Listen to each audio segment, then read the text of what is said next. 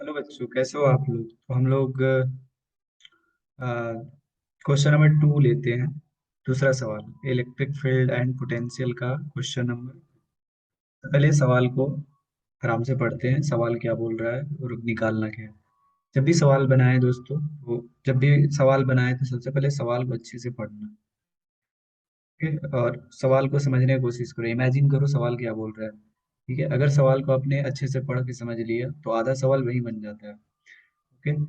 Physics में ऐसे ज्यादा सोचना होता है, दिमाग में आपको सोचना पड़ेगा, दिया हुआ क्या है, निकालना क्या है, थिंक करना पड़ेगा। लिखने के लिए तुरंत लिख दोगे आप।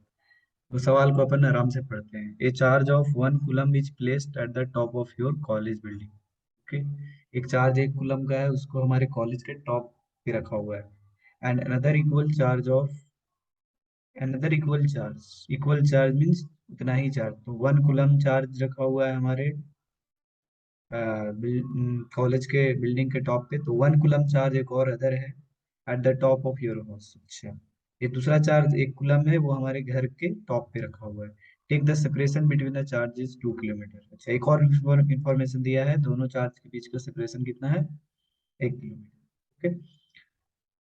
Find the force exerted by charge on each other. तो हमसे पूछा जा रहा है कि दोनों चार्ज एक दूसरे पे कितना फोर्स लगाएगा। दोनों charge same same same sign के हैं, 1 कूलम है, तो प्लस प्लस चार्ज है, तो दोनों एक दूसरे को पहले तो रिपेल करेगा। अब कितने का फोर्स लगाएगा, तो सेपरेशन देखो वो दिया हुआ है, 2 किलोमीटर का सेपरेशन है दोनों के बीच, तो दोनों का चार्ज 1 कूलम में। तो सिंपल है, फार्मूला लगा दो, F is equal to K Q1 Q2 by R square. Okay, K Q1 Q2 by R square. वहां से आपको फोर्स निकल जाएगा। फिर इसमें एक और सवाल ऐड किया है, how many times of your weight is this force. ये जो फोर्स निकाला है, कुलम जो आपने निकाला है, ये फोर्स वो आपके वेट से कितना गुना ज्यादा है। कैसे निकालोगे? पहले अपना वेट निकाल लेना।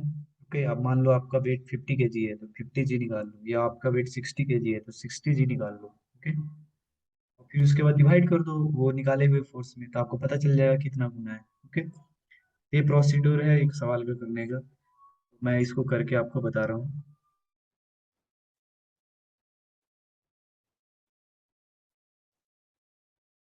Let me share.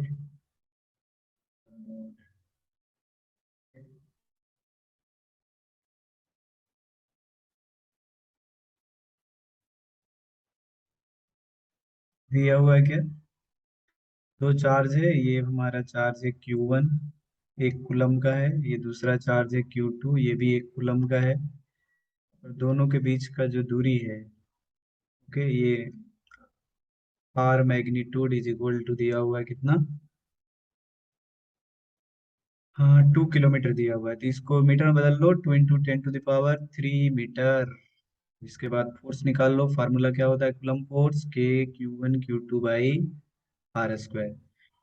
तो ये जो फोर्स लगेगा वो Q1 जो है इसको रिपेल करेगा इस डायरेक्शन में, Q2 इसको Q1 को रिपेल करेगा इस डायरेक्शन में, एफ एफ दोनों इक्वल मैग्नीट्यूड के होंगे। अब यहाँ रख दो, के का वैल्यू कितना होता है? 9 × 10⁹ Q1 1 कूलम है, Q2 भी 1 कूलम है, आर दिया हुआ है 2 × 10⁻³ इसका होल स्क्वायर। तो यहाँ से आपको निकल जाएगा 9 × 10⁻⁹ by 4 × 10⁻⁶।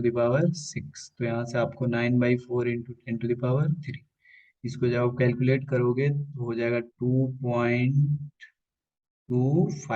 9/4 is 2.25 × 10⁻³ Newton. ये हमारा आंसर हो गया। ओके, इतना फोर्स लगेगा दोनों के बीच। अब कह रहा है दूसरा पोर्शन कि आपके वेट से ये फोर्स कितना बढ़ रहा है। आपका जो वेट है, आपका वेट जो भी हो, मान लो आपका वेट, जनरल वेट मान लेते हैं एम है, तो आपका मास एम है, तो वेट क्या हो जाएगा? mg। ओके, जैसे मैं अपना एग्जांपल लेता हूँ, मान लो मेरा वेट 50 kg है, तो क्या हो जाएगा? वेट इज इक्वल टू, मेरा मास 50 kg है, तो वेट क्या हो जाएगा? mg 50g। मेरा मास मान लो 50 kg है, वेट हो जाएगा 50g। 50 × g का वैल्यू 10 रख दो, 500 न्यूटन। कितना गुना ज्यादा है? How many times it is greater than this force, time this force is greater than my weight. इसमें इसको डिवाइड कर दो, 2.25 × 10⁻³ by 500।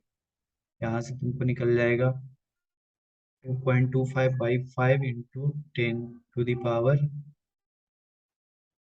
सो 5 × 10 ये हो जाएगा 15 एक दूसरा एक 5 4.5 times this much times this force is greater than my weight।